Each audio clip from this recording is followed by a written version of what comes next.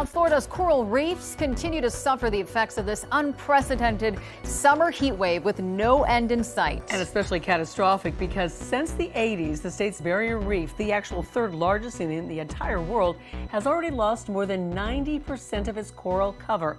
As Louis shows us in today's Don't Trash Our Treasure, the race is on to save what precious corals we have left. About a mile off the coast of Upper Matacumbe Key, we set off with a team of NOAA scientists to survey a treasured South Florida reef, Chica Rocks, sun-scorched by the hottest July ever recorded on Earth. We're seeing 100% bleaching. That's crazy. It's absolutely crazy. Ian Enochs leads the coral program at the NOAA lab in Miami. Chica Rocks is an important NOAA climate monitoring site, heavily documented to have some of the most resilient and oldest corals in the sea. It looked like this just a month ago.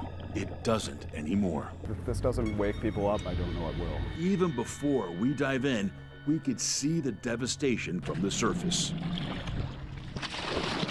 It's pretty intense. Some of these corals are over 100 years old and may be lost forever. This is so depressing. The Middle Keys are seeing the worst of it.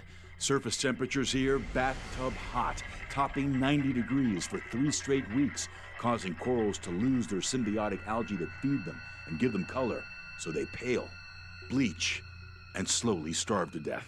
I have not seen a coral out there that is not affected by bleaching.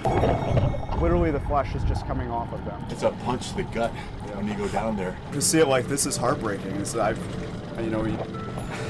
You're not supposed to be emotional as a scientist. For years, climate scientists have warned that if we don't slow down rising global temps, the planet could lose what little coral it has left. A mass bleaching event was imminent. We've known that this is going to happen. I think we've just been taken aback by the speed with which how this event has unfolded and how early on in the season it's occurred. So the reason why this is so devastating is that this is happening in July. We haven't hit those high temperatures that we normally see in August and September.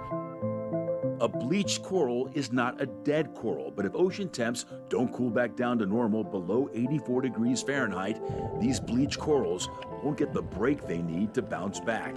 Even if we have a relatively normal summer going forward, these corals are now so weak and so bleached that any additional heat stress accumulating on them can push them over the edge.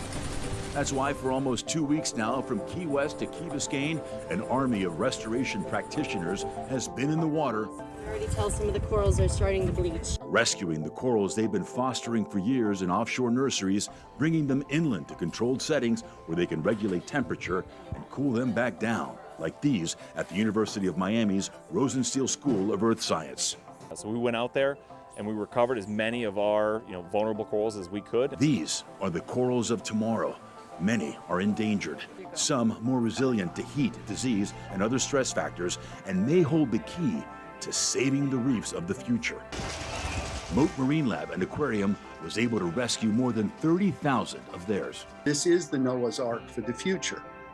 There will be continuing new threats that will come up, and we have to ensure that as we're restoring these coral reefs, we're doing it not just with species diversity, but also with genetic diversity. We're going to have to science our way out of this, but it's also going to take a lot of political action centrally to realize that no matter how resilient we make our reefs, unless we get the root cause behind this, which is climate change, greenhouse gas emissions, pollution and emissions, unless we get those under control, coral reefs don't have a chance.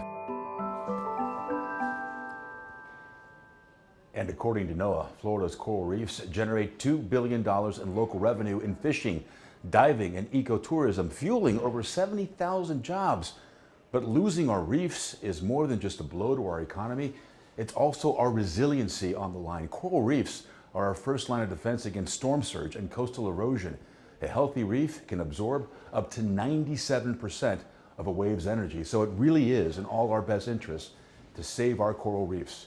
If you'd like more information on what you can do to help, just scan that QR code there. We have links. It'll take you straight to the Don't Trash Our Treasure page on local10.com, and it's happening in other parts of the world. We're seeing coral bleaching in Mexico, Belize, Costa Rica, Colombia. This is not hyperbole. We are in crisis. Yeah, it's a global problem indeed.